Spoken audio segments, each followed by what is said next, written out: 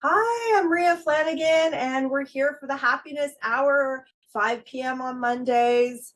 This is Happiness Playbook series. And today I have a really special guest, and I'm very excited. Lisa Sugarman is here with us from Boston, and she is going to tell us a little bit about some of the books she's written, which I can't wait to get How to Raise Perfectly Imperfect Kids, because I've got to, and I'm always up for learning and growing.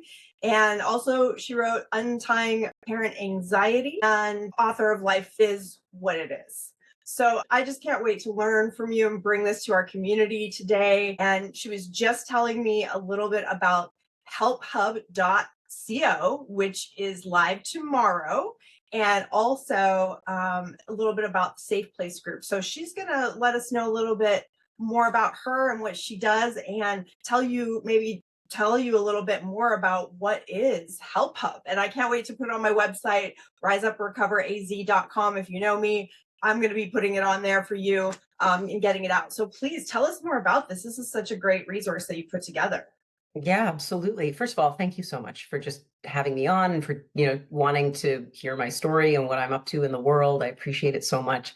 So I am a lot of different things that all kind of fall under that mental health umbrella. So I'm a mental health advocate. I'm a crisis counselor with the Trevor Project. I am a mental health advocate, and I'm an author and a columnist, but I'm also a facilitator for the Safe Place. You mentioned it just a second ago, the Safe Place group, which is a very unique group for survivors of suicide loss. So I facilitate that here in Boston as well through Samaritans. So one of the things that you and I were talking about that started off as kind of like a just a side project, just something that I kind of was quietly building in the background of all the other work that I do, was a resource. Thought I wanted it to be just a resource page on my website. I wanted my website to be kind of a destination for people to come and find resources and support and tools and strategies for whatever mental health challenge they might be facing, but like in particular, suicide awareness and prevention and grief and loss, those in particular. And so I kept like accumulating this, what became like this endless list of organizations, and it got to the point where there were so many hundreds of organizations that I had found, just kind of like in my spare time, just like vetting different organizations. It became so unwieldy that keeping it on my website, it was alphabetized, but it was like there was no structure to it. Nobody going there would know how to really find what they needed if they were part of a specific community and needed specific services. So I started kind of deconstructing it. And I, about 6 or 7 months ago, decided to split it into categories, because one of the things that I noticed when I was out in the world, so I'm a 3-time survivor of suicide loss. I've lost a cousin, I've lost my father, and lost a childhood friend. And that's why I made the shift from doing all my work in the parenting space and writing parenting books to working in the mental health space as a counselor and as an advocate. So, in kind of trying to put this resource together, I realized that there was nothing out there that I've been able to find and still haven't been able to find in over a year of looking around the internet that tailors resources very specifically. I mean, you might have a site, like a specific site, like for instance, the Therapy for Black Men is a site that has endorsed my resource hub, and I work with them often. And they obviously have resources for the BIPOC community, Black men in particular. Outside of that, there are individual resources that have resources within their community, but there isn't kind of just a catch-all place that had resources for every community. So I started just, This is so needed. yeah, This is so exciting. yeah, it is. And like it started off as just like a list on my website, and it became this whole big thing. And I'm so proud of it and so excited by it. And it ended up becoming what I've called the Mental Health Resources Hub. It just got renamed the Help Hub. It's the helphub.co. And And it's when you, international. You're it just is. it's not just right. It's not just Boston where you live. Like anyone can go on, right? That has Yes. internet and Yes. go to your hub, and then you've categorized it, you've made it easier to find. Hmm.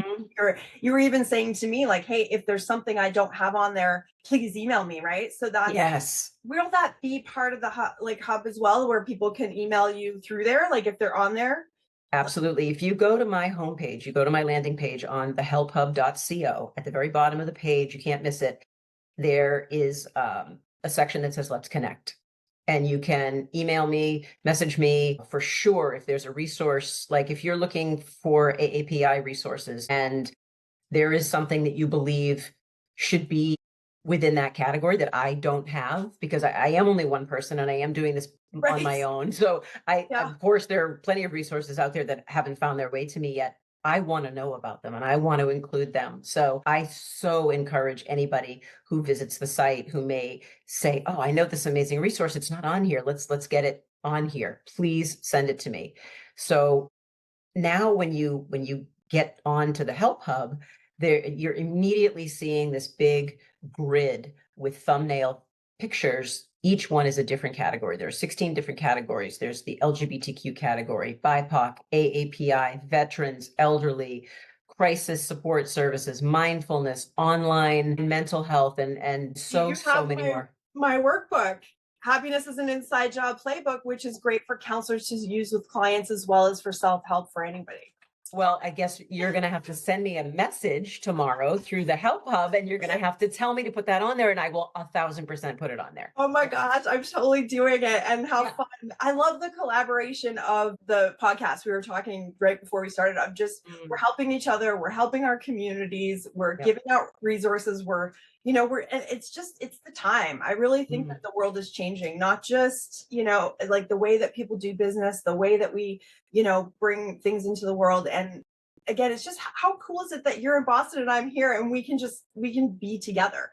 That's right. And That's right. And we can support each other and amplify each other and share what each other's doing in the world. You share it with your community, I share it with the people in my orbit, and that brings us together. And that makes all of these resources and tools like your book accessible to people. And the more we're talking about these things and the more we're circulating these things, the more people are being helped by these things. So that's the whole point.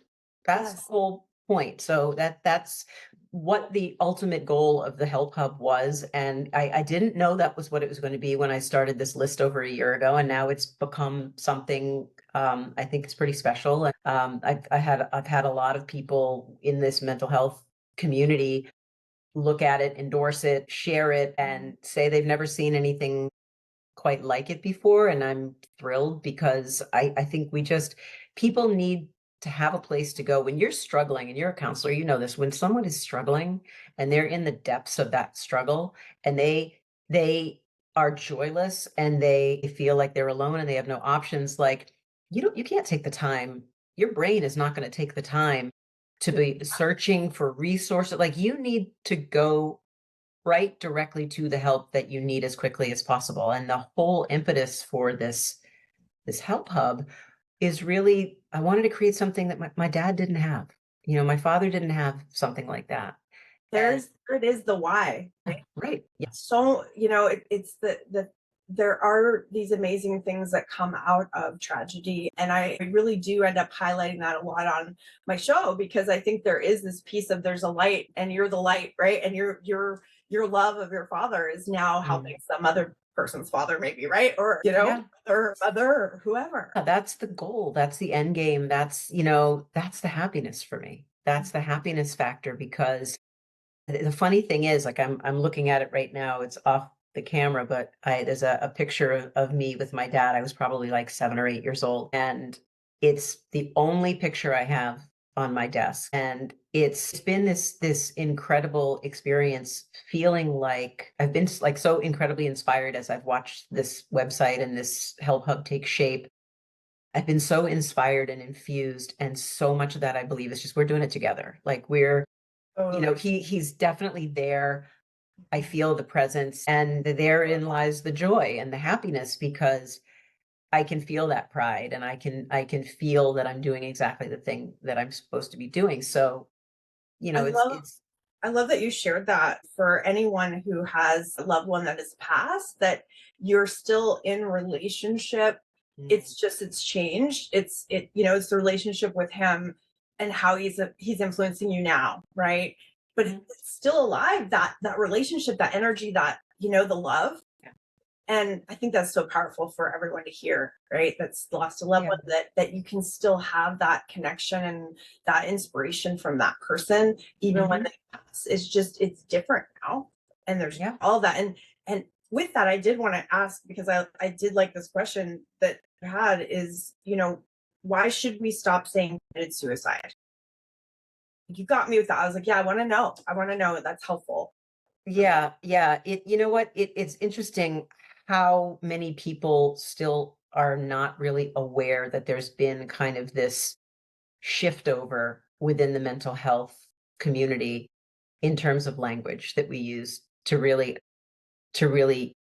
speak about suicide and to talk about the people who take their lives. Like we're so conditioned that, especially like our generation, my mother's generation, like everyone is so conditioned because when we talk about suicide, the only way that our culture has ever talked about it is in the context of someone committing suicide. But when you think about it and you just isolate that word, committed, what people have recognized is, and this is like a global realization, what people have recognized is that when you isolate out that word, and you think about what that word brings up for people, what it usually means, it's committing a sin, it's committing a crime, it's committing some kind of an immoral act, and it's all negative. The connotation around that word, no matter how you spin it, no matter how you use it, is negative. And so when you attach it to a suicide, now all of a sudden you kind of blackball the person who took their life, when in fact, it's a mental illness. Like suicide is the byproduct, you know this, suicide is the byproduct of a mental illness that hijacks your brain, that hijacks your sensibilities, that doesn't allow you to think and feel clearly. And when, when you break it all down, it's an illness just like any other illness, like a heart disease or a cancer, and it needs to be treated. And you would never stigmatize someone who had cancer. You would never Right. So you're, stigmatize like a heart attack survivor. Like you wouldn't. yeah, it's that it contributes to the stigma. That makes, Yes. yes, yes. So Yeah, yeah. how do you talk about it then?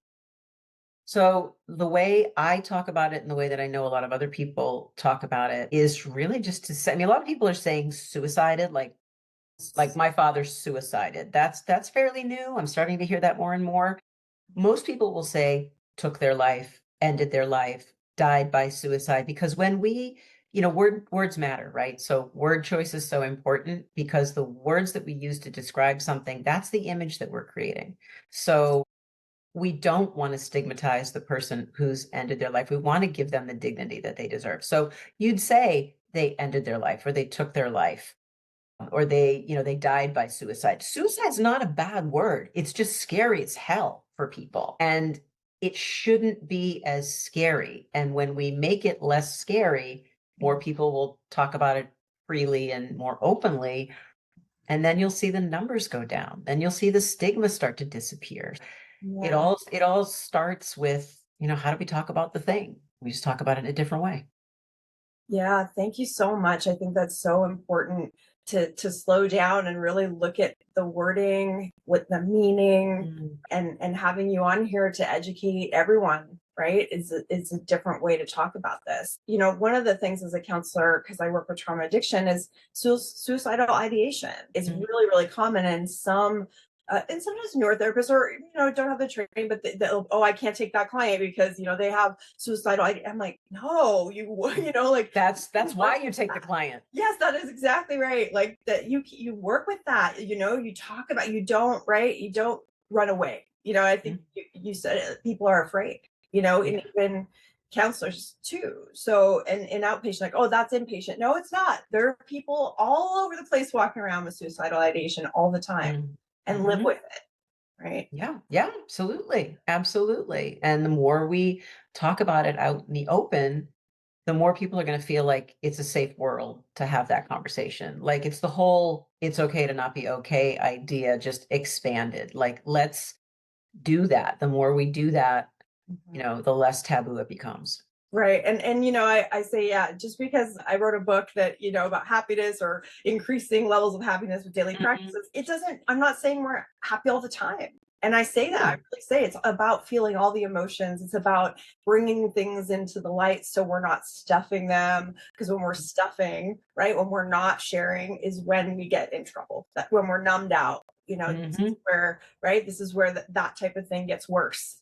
Yeah. Suicidal ideation gets worse if we can't talk about it, if we can't express, if we're not feeling our feelings, it's detrimental to health, and well-being. Oh, for sure. I mean, we get caught in these endless thought loops. And if we're like, it's a very lonely place in your own head when you're in a bad headspace. And when you're there, you're usually not seeking other people out, which means that the only thing that's playing over and over again are these negative thought loops. And I just read something, a statistic. I'm not sure if it was the Washington Post or the Times, but I read something recently about it's 94% of our, over 90%, let's just say that, of our daily thoughts are the same thoughts that we had yesterday and the same thoughts we had the day before and the week before and the month before. So if you're in a negative headspace, that's where you're going to be for as long as you keep it inside. And it's when you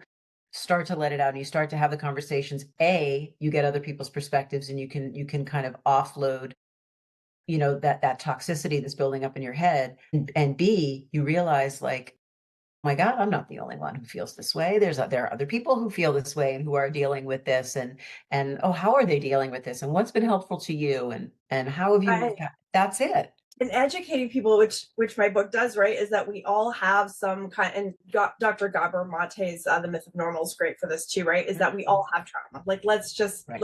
let's identify we don't live in a world without war and all these kind of things. You turn on the news, we all have trauma, and so there's these beliefs in childhood, right, that get formed that can govern, right, what we think about ourselves, and they can be lies. And so until we challenge them, until we bring that out to life, like, if we only had one parent, maybe we thought we weren't good enough, and kids make stuff up like that all the time, and then they believe it's true. Right. Right. And if we can't challenge that, and getting in the subconscious, as as a counselor, we got to get in there. I do like experiential work, Pia Melody's work, post-induction therapy, in a workshop, a childhood trauma workshop, all about those beliefs and going back and really helping them rescue themselves, and grow themselves back up to some experiential methods.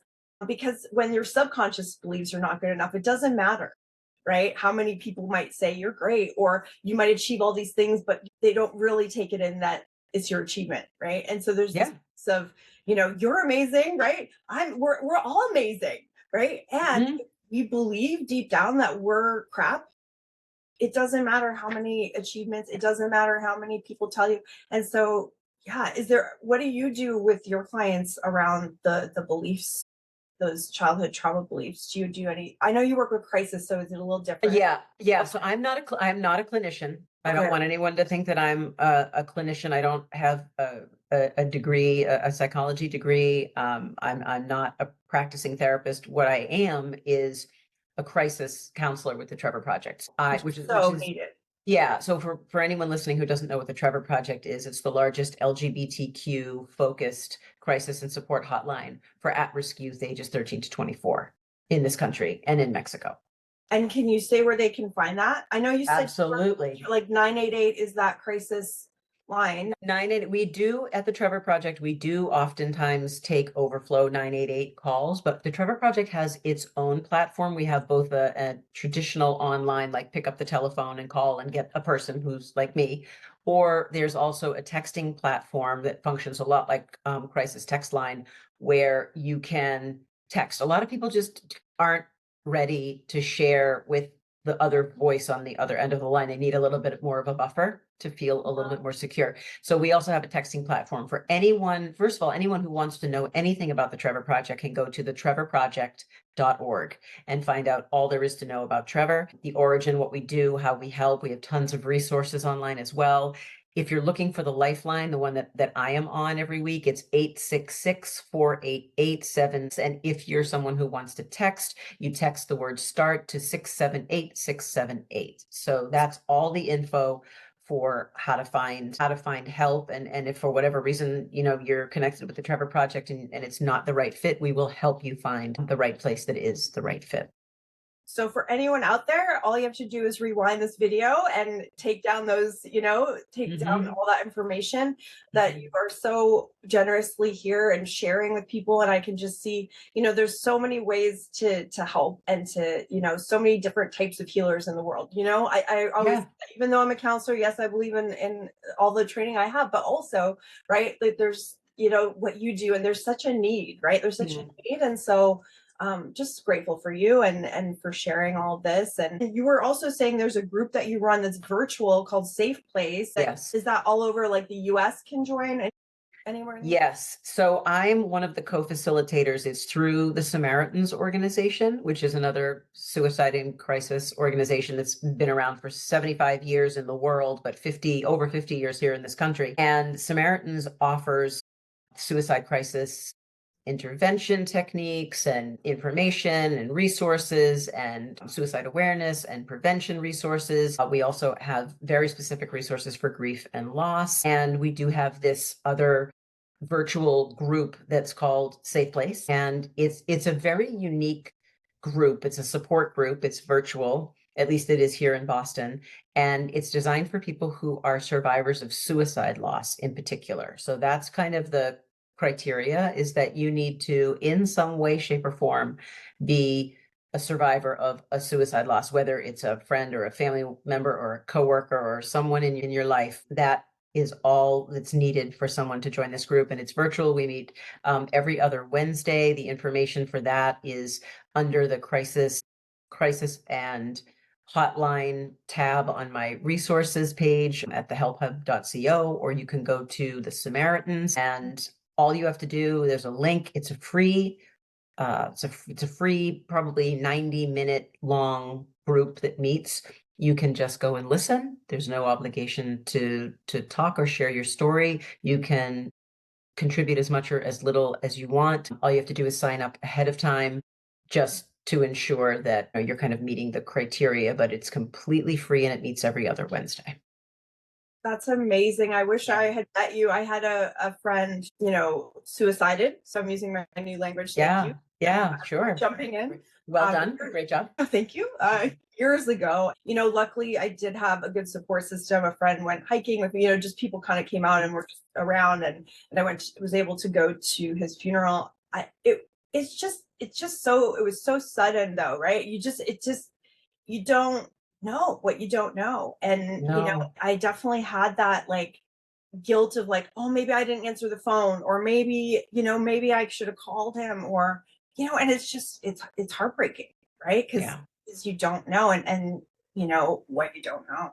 And the stigma. I mean, I love that you're on this mission to end the stigma. Yeah, that's it. I mean, if I had a tagline for what I do and what I want in the world, that's it. It's to end that stigma and to free people of that stereotype and make it just normalized within our culture and our society, because it happens and it's tragic and it's heartbreaking. And in a lot of cases, it's avoidable, but it's not shameful. It's not shameful at all to Thank be you a, for saying yeah. that, right? That people Mhm. need to hear that. And I think about Robin Williams, we were all touched, you know. Yeah. Anthony Bourdain, Twitch, Stephen Twitch Ball. I Gosh, mean, all of it. It's just yeah, heartbreaking. yeah, yeah. And so we need to be, again, to talk about it. We need to be able to have safe places. Hmm. And so I'm so grateful for you. So grateful Oh, for your thank you. work. Appreciate that. Well, yours too. You're doing the same kinds of work. We all have our own little niche, and we're all trying to make a positive impact. And that's what one of the other things you and I were talking about is how amazing this podcasting community is, because you get to amplify each other, you get to support each other, you get to reach more people who may not otherwise know what you have to offer. And maybe you have the thing, maybe you have the one thing that helps that person or helps them help somebody. I think we're all working together, doing the good work. Absolutely. You know what I didn't know about writing and publishing a book you could put in a book. But what I will say has been the most joyful experience writing a book about happiness is the connections I'm making. It is Mhm. so joyful. Like I have these bookmarks and I'll hand them out and it has the QR code for my podcast and my book. But I Mhm. love like just I would never have met those people or said hello to them or just connected. And I think Mhm. COVID really taught us that that we need each other, right? Yeah, We're not yeah, meant to be alone. no, we're not, and we're right in the middle of you know, a loneliness epidemic. Believe it or not, even though the world is more or less open again and functioning in a normal way again, we're still like we've some obviously some very positive things and some incredibly horrible and negative things came out of COVID. And one of the things I think that affected all of us in some way or another is just, this changeover in terms of this mind shift in terms of being out in the world and being social. And I think we all became a little bit more solitary in a lot of ways. And I think that there's just more loneliness out there than most people really realize. And I think loneliness and mental illness are two new pandemics. They're affecting everybody everywhere. And Yes. it's through these kinds of conversations and through the work that you're doing, that I'm doing, that others are doing, that we're kind of reconnecting everybody. We're getting everybody back to a place, I hope, of realizing that we need each other. And that's the point. Like we're here for a reason together. That's so true. It's funny because I'm doing this workshop around for my book just to learn and how to write, how to connect, how to get the book out, how to get it out to the world. And it's Mm, been also the people I met through there. Again, it's so much about who the connection, getting to know people. One of the women was talking about her mission being a vet and having other people suicided. Look, I'm mhm. practicing. You're very good at this already. Awesome. See, positive reinforcement, everyone is helpful, right? When you do Mhm, something new, give yourself that mhm, endorsement. But yeah, so she was talking about really going around and kind of driving even like around the country with this, like connecting people, right? mhm, And it was this when you said loneliness epidemic, I was like, yes, because that was her whole thing too, was mhm, right that people are lonely, people feel alone. And even mhm, being, I think, in the same room with family, but you can still feel alone if you're not sharing, if you're not really mhm. able to be. I talk in other podcasts about toxic family systems. Sometimes the family system supports suppression, right? Yeah, You have to totally does. way, you have to act a certain way, you can only talk Mhm, about certain things. So it's, when you realize that, yeah, you could be surrounded by people. In fact, I was just listening to the Justin Bieber song Lonely okay. because I work with addicted, and I was talking to my husband about it, and I was saying, oh, that Justin Bieber, yeah, so famous, and he's writing a song about loneliness, right? He's in addiction, he's alone, he has all the money, all the fame, all the things you would think you would ever want, and he's Mhm. the loneliest person, It's right? it's so common, and that brings up a really good point. I mean, obviously he's out there writing about it, so we did ultimately eventually learn about it. But there are people, and I look no further than my own dad. Two very distinctly different kinds of people who deal with mental illness and challenges. They're either the people who are putting it out there, like we all have those people in our lives who do a lot of social media sharing about I'm sick, or I've lost my job, or I've lost someone, or like people do, there's the word oversharing is normalized for a reason because people do it, a lot of it. And then there are people like my own father. You would never ever have known that there was anything going on with my father emotionally. He presented like he was the most together, joyful, centered and grounded human, and on the inside, he was none of those things. And we're talking like the 1970s. My dad died in 1978. People were not going to therapists. Who was going to a therapist? What man was going to a therapist saying, I'm unwell, I'm depressed, or I'm anxious? Those are the people that we worry about, I think, the most, which is why talking about it and creating these safe environments allows people to let it out and to be more vulnerable and to ultimately hopefully get help. And it is so relatable to, right, have all the different feelings and all the different sides, because that's what it is to be a human, is to feel all the different emotions. And Yeah.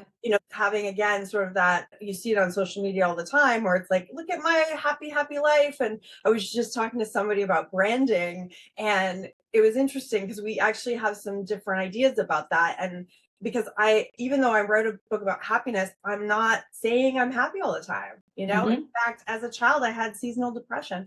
So it's really important, right? That to know that we're all going through things, and there's good days and bad days, and if we can be connected to each other even in those, right, and to Yeah. Yeah. learn to tolerate, right. And it's amazing the work you do, right, because you're in the crisis, you're in with them.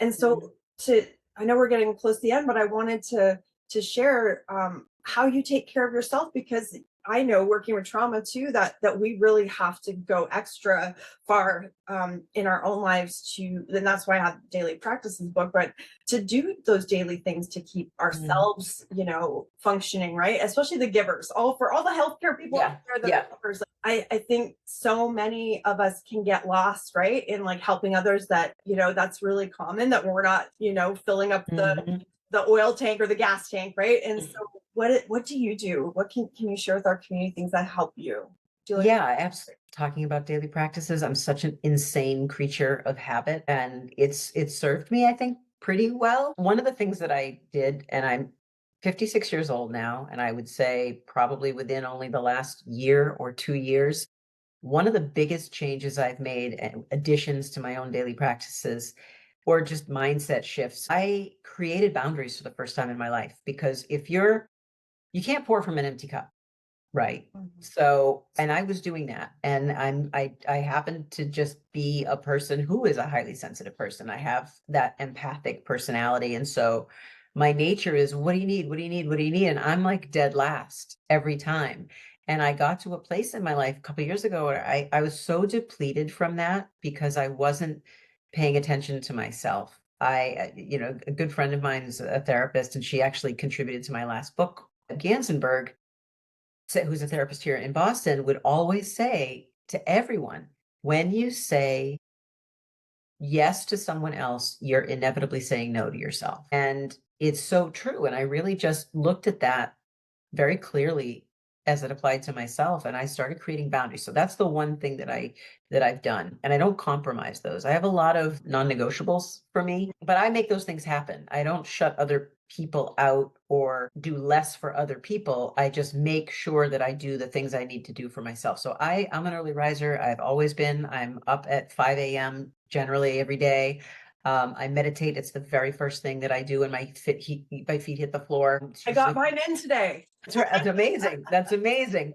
I think I'm on like a 100-day streak of Oh, meditating every day. And oh, you know what? yes. And it may be a minute or 10 or 5 or Yeah. 2, but I do that for myself. I generally follow it with some kind of either stretching or yoga practice. I journal every day. My journal is never far away from me. It's always right here. And then I move my body. I always move my body every day, whether I'm lifting or I'm practicing yoga or I'm running or I'm out walking, trying to get the 10 or 12,000 steps a day to get, to fuel myself. And it's way more about, fueling what's in here, like fueling the head and the heart, than it is about the body for me. And then it's the way that I eat. It's the way that I interact with people. I try to put myself in places with people who are filling me up instead of depleting me as much as I can. And that's not possible all the time. You can't do, sometimes you just got to do what you got to do. And it's not always ideal, but I'm really conscious about where and how I spend my time. So those are the big ones for me. And those are non-negotiable. Like, I do that no matter, I travel a lot. I have a daughter who lives in Japan. I'm there all the time. I do all of these things no matter what, no matter where I am. And Make yourself a priority. that's it. That's number one. If you do that every day and you have the non-negotiables sharing, you're so much better prepared for the day. Yeah, yeah, and it's so funny because I'm a very different person if I for whatever reason, let's say like, you got to catch a super early flight. You got to leave for the airport at 4 a.m. You're not going to wake up at 2 o'clock in the morning and go for a run. So there are times when you don't do the things that maybe you want to do, and maybe you fill that space with something else that's more manageable. But I feel that, like I feel that in my bones when I don't do the things that I usually do, and I'm always kind of a little off. So I know what works for me, and it's about finding what works for you. Maybe you're not a journaler. Maybe you don't do that. I also try to read every day. Maybe it's 5 pages or 10 pages. Whatever it is that fills you up, like find the thing.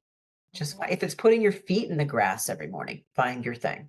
Totally. I started this garden. It's Gardyn, and where it has the lights and like it waters itself on time. Yeah. I've never had a green thumb, but Yeah. it like, makes me have a green thumb. It's so cool. And my kids Mhm. get to watch like tomatoes grow and all these things because in Arizona it's pretty hot. It's hard to grow stuff sometimes. So, but it's something about tending to the plants that I have fallen in love with. Right? Mhm. It's random. It's weird. Like some of you are like, oh, that's weird, but it brings me joy. Brings me joy. Yeah. Yeah. So, And that's it. You find your thing. yep, do the thing that you love, and and try, it could be an adventure of just trying new things until you find it too, right? Like you can make that fun. I'm making publishing and marketing a book fun, right? I'm just Mhm. if I'm making podcasting fun because I have that, I'm setting that intention too. Yeah. Right? Well, that's huge, is setting an intention. And I do that every day. I set a daily intention, and maybe it's just like, I'm going to be more mindful today, or maybe I'm going to give myself some extra self-love, or maybe I'm going to walk an extra mile, or I'm going to help someone to whatever it is. I'm always setting that intention. And one of the things that's also I've learned about myself that has filled me up in ways that I never really imagined it could is being of service. Then you understand this because of the work you do, and you've done a lot of, like, you're doing this podcast out of the goodness of your heart. You're not trying to, make money. Everything I've done so far. I mean, obviously we write books and to sell those books, but I mean, in terms of like the Help Hub and the things that I've created, so much of what I do, I just feel like it's important that it gets out into the world to the people who need it. And like, that's a part of my daily practice now, is being of service in some small way every day. Yeah. And I do believe, right, that being in our purpose and our passion, like the resources will also come to, Mhm. as much as there, I can have times where I'm like, oh my gosh, like I get in fear or whatever, but then it does always work out. And I Mhm. think, if you're really in your true purpose and you're doing what you love and you're loving people and you're of service, like you're gonna be okay. I agree. I absolutely agree with that. It's typically when we're off our path and being in a destructive behavior or those kind of things where things don't work out because the world is like, yeah, no, like that's not helpful. And so Yeah. we start realizing, like, what is really this all about? What is it Mhm. about? I mean, loving people, loving ourselves, because who didn't have some adversity. We talked about trauma and how those beliefs can make us not love ourselves or not believe we're lovable, or maybe not even, or well off to, or even maybe even receive love, right? And so Yeah. when we're truly healing that and loving ourselves, it's much easier to be in purpose because you're Absolutely. right. Mhm. You're more self-aware, you're more connected, and Mhm. again, I work with addiction too, and addiction is disconnection, Yeah. right? And when we're disconnected from our mind and our bodies, and we're not everything's connected, we're not in our purpose. We're You're not, right. and so many people, right, will come to me and be like, yeah, I don't like my career. I don't like, and I'm like, well, then it's not too late to change it. I agree with that. 100%. It's not too late. It's never too late. Yeah, like I'm a counselor, but now I'm an author, right? You're an Mhm. author. Now we're podcasters. I mean, whatever it is, it's like, hey, we can change it and keep going towards what you love and what brings you joy, because then you're in the right place. That we're That's meant to be, in a place of joy and happiness and passion and love, and as much as we can. that's right. Yeah, you're right. So I'm so grateful. Thank you so much for coming. You are so Is welcome. there any other, we had the Help Hub. Oh, we talked about your books. Is there any other website you want to share Mhm. before we close out today? I mean, I really would just probably point people to the 988 website as well, which is just, I believe it's 988.org. If you're in crisis, I mean, don't even bother if you're in crisis looking up the website. Pick up your telephone and dial 988 if you're struggling. That's what I would tell anybody listening to this right now. And if for whatever reason you don't feel like you can, go to someplace or someone that you feel safe and where you feel like you can be open and honest and let somebody know that you're not okay. That's Yeah. the most important thing. And if it's hard for you to ask for help, what else remind everyone is that when you ask someone for help, you give them the gift, right, of Mhm. helping you. And it is very fulfilling to help someone else. I mean, it's part of why I love what I do, right? Mhm. And so you are actually giving them the gift of being able to help you. And so maybe Yeah, that helps you ask for help. So thank you so much. you are so welcome. Thank you right back. I'm gonna go ahead and stop it now. Bye everyone. This is the Happiness Playbook series, and we'll see you next time, Mondays at 5.